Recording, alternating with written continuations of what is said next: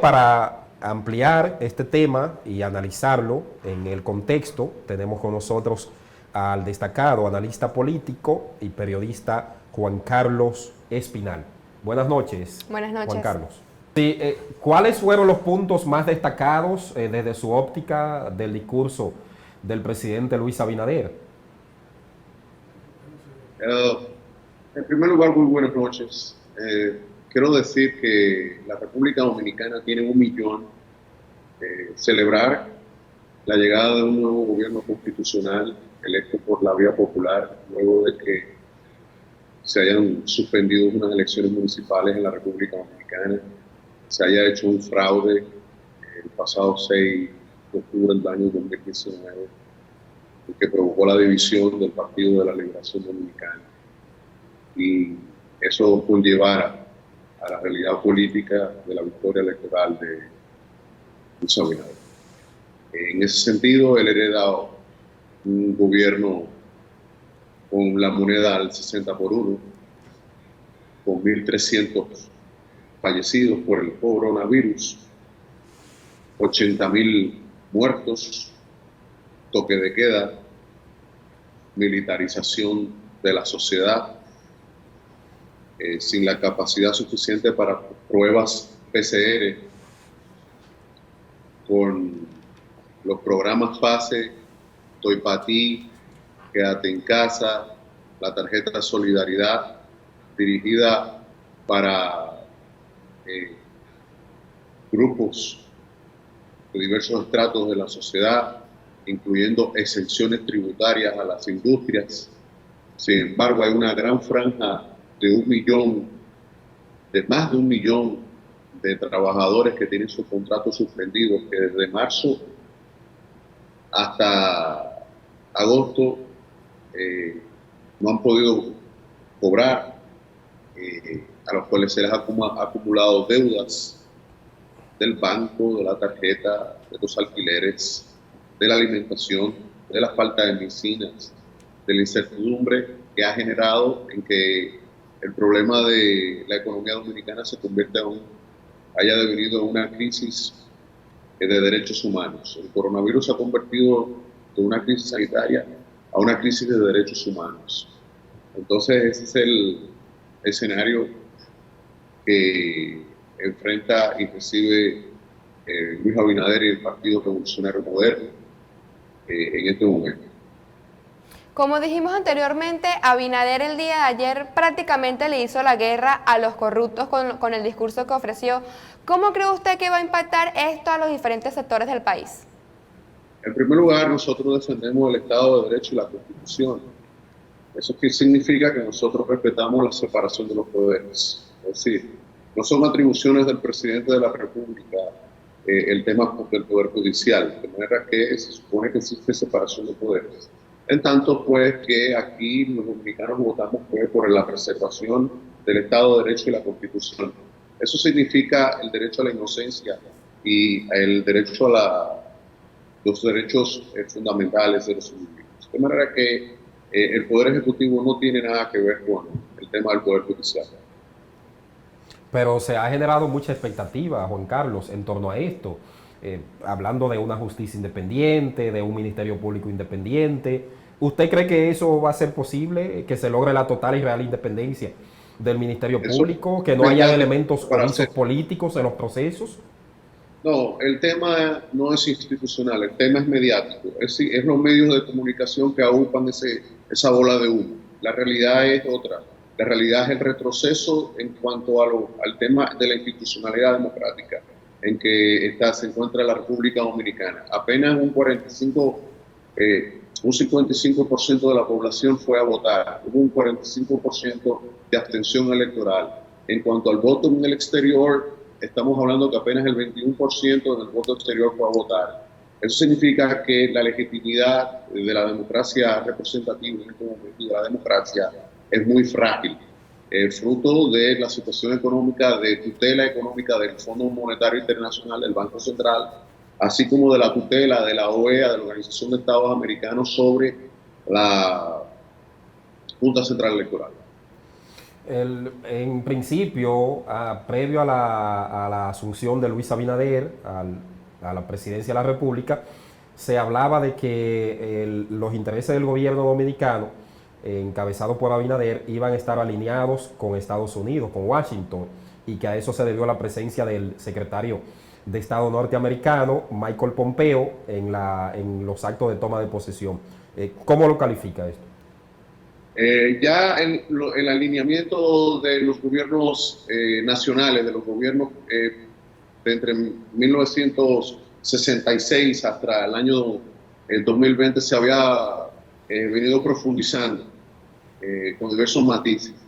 Pero ahora ya llegan unos representantes del Departamento de Estado, es decir, con vínculos con el Departamento de Estado. Entonces, por eso se debe la presencia de Mike Pompeo, secretario de Estado norteamericano, en la República Dominicana, en los actos de juramentación del presidente electo Luis Abinader. Pero también se debe a mucho más. Se debe también a la situación geopolítica en que vive Haití, que los aliados norteamericanos tienen dificultad para poder preservar el poder en las próximas elecciones y van a prorrogar las elecciones en Haití para ganar tiempo, para darle tiempo a Leonel Moaz a poder ganar las elecciones y retener el poder, para retener en la isla, tanto con Luis Abinader como Leonel Moisés, el equilibrio geopolítico ante lo que está ocurriendo en el mundo del COVID, en el mundo científico-tecnológico. La aparición de la vacuna rusa, así mismo como la patricización de la vacuna china, el anuncio de China de la llegada con éxito a Marte. Entonces, la reaparición, la ampliación geográfica de la salud sanitaria cubana se ha convertido entonces en este momento en un bloque económico y de poder que puede hegemonizar en el Caribe y en la República Dominicana a partir del tema sanitario. Si quien tenga la vacuna, quien tenga la conquista de Marte, va a poder expandir sus mercados. Si Pompeo viene a defender sus mercados, viene también a preservar el tema de los combustibles, el control de Estados Unidos sobre el gobierno de los Estados Unidos sobre los combustibles. Viene una agenda política reeleccionista porque el presidente Donald Trump se encuentra en este momento muy detrás en las encuestas y entonces está utilizando su visita a la República Dominicana, al Caribe, como un mensaje al voto de la derecha latinoamericano y tratando de conquistar más de 5 o 6 puntos que tiene detrás de Joe Biden y de los republicanos. Esa es la realidad. Entonces el gobierno dominicano de Luis Abinader se está alineando con la derecha de los Estados Unidos gobernante, con la oligarquía de los Estados Unidos. Ahora ya para ir finalizando, ¿cuáles creen que van a ser los principales retos y desafíos de este nuevo gobierno? Tenemos que acceder rápidamente a la vacuna. Tenemos que ampliar los protocolos internacionales con China, con Rusia y con Cuba para poder detener la expansión de la pandemia. Porque de continuar la expansión de la pandemia habrá un problema que se derivará ya, no será solo una crisis sanitaria, sino que se va a convertir en una grave crisis de derechos humanos. Entonces llegará la crisis humanitaria. Ya hay, en este momento, el 50% de las pymes han quebrado. Ya, por ejemplo, las respuestas de parte del gobierno anterior y del gobierno de Luis Abinader replantea mayor restricción de los derechos fundamentales de los individuos, es decir, la conculcación con los derechos constitucionales de los ciudadanos al mantener en confinamiento, sin respuestas PCR, sin respuestas en el laboratorio, sin respuestas en términos científico-tecnológicos a la población. En el sentido, cuando hablamos de científico-tecnológico, es el médico casa por casa con las pruebas. Es decir, no hay una posibilidad de saber cuán en realidad es el nivel de contaminación de la expansión de la pandemia en la República Dominicana. No obstante todo eso, nosotros estamos siendo líderes de la pandemia en términos geográficos, y nosotros no estamos llevando los protocolos de la OPS. Entonces, Estados Unidos está lejos de adquirir la vacuna, y nosotros tenemos que ampliar los protocolos con Cuba, ampliar los protocolos con Chile, ampliar los protocolos con Rusia, adquirir la vacuna rápidamente, porque no va a haber poder solución en la República Dominicana con toque de queda y militarización.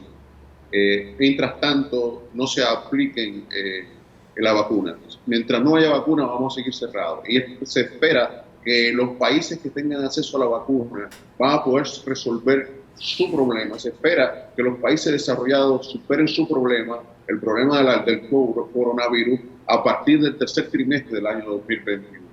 Si nosotros los dominicanos esperamos a que los norteamericanos alcancen a encontrar y patentizar y poner en el mercado el producto, en la República Dominicana pueden venir desestabilizaciones y se puede desestabilizar la isla, porque puede venir una crisis de hambre, una crisis de derechos humanos, como ya hemos venido estableciendo. Ya las camas en Santiago, ya en las camas en la capital se han agotado. Entonces, estamos en una situación donde el hilo constitucional casi fue roto, donde se privatizó la crisis para tratar de ganar el control hegemónico a través de los grupos empresariales de la vacuna. Y sucede que nosotros, de continuar esta medida, va a haber mayor endeudamiento, mayores impuestos a las clases medias, a los trabajadores, vamos a tener muchos más problemas de quiebras, entonces vamos a entrar en una crisis de quiebra de bancos, porque el encaje legal no va a poder aguantar, porque lo que está en el encaje legal son los dineros de los trabajadores que precisamente están reteniendo los dueños del banco que ya prestaron al Estado ese dinero.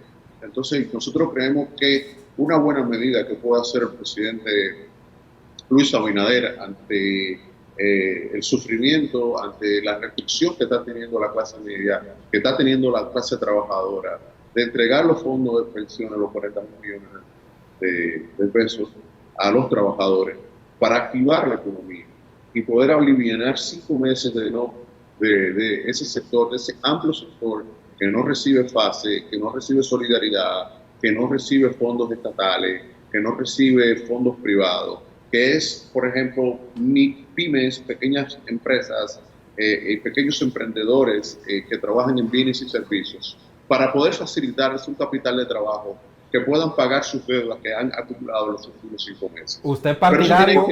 Pero eso tiene que ir acompañado, de un problema ético, porque esto es un problema, no es un problema político, no es un problema partidario, no es un problema de meter personario. Esto es un problema de derechos humanos y de derechos sociales. Se le ha conculcado los derechos sociales a los trabajadores y a la mayoría de la población. Esto no es un problema electoral, esto no es un problema de cambio de partido, esto es un cambio que debemos verlo desde el punto de vista no de la economía, sino desde el punto de vista de la salud. Yo mañana puedo morir, usted puede morir por falta de atención médica, porque en la República Dominicana no hay posibilidad de suplir la demanda en los hospitales públicos y en el sector, porque lo que se busca es la privatización de la salud pública dominicana. Y no va a haber solución, no importa en los gobiernos, no se trata del PRM, no se trata del PLD, no se trata de la fuerza del pueblo, se trata de un problema de salud pública. Se trata de que esta crisis se le ha ido de las manos a las élites de los partidos políticos y se le fue de las manos a las élites de las empresas. Entonces, ante una crisis inevitable de apenas de 20 de 27 partidos en las pasadas elecciones presidenciales del 5 de julio no alcanzaron el 1% de los votos. Significa que en este momento ha desaparecido, se ha reducido la legitimidad de la democracia, se ha reducido el sistema del partido político. Además, finalmente, se nos está acabando el tiempo, Juan Carlos.